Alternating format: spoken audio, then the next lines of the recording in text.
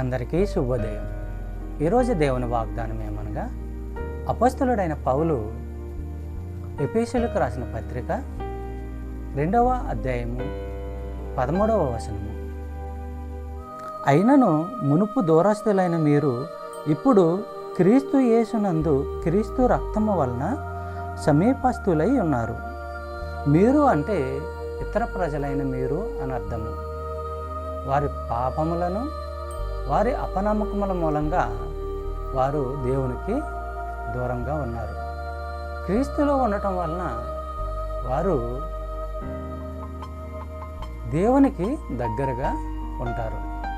ఇక్కడ విశ్వాసులందరికీ దేవుని యొక్క సన్నిధి తెరవబడింది. మరొక రెఫరెన్స్ మనం పరిశీలించినట్లయితే, కొరింథీయులకు రాసిన 2వ పత్రిక 5వ అధ్యాయము 17వ వచనము. కాగా ఎవడైనను క్రీస్తునందున్న ఎడల వాడు నూతన సృష్టి, పాతవి గతించెను, ఇదిగో క్రొత్తవాయెను. సహోదరులారా, క్రొత్త సృష్టి అంటే క్రొత్త జన్మ.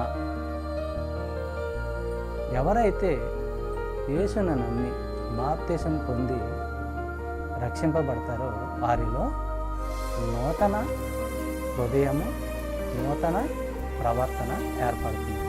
వారిలో ఉన్న పాత స్వభావం అంతా తొలగిపోయి కొత్త ఆలోచనలు, కొత్త తలంపులు, కొత్త ఉద్దేశములు వారి హృదయంలో ప్రవేశిస్తాయి. చెప్పబడిన వాగ్దానం దేవుడు దీవించి ఆశీర్వదించును గాక. ఆమేన్.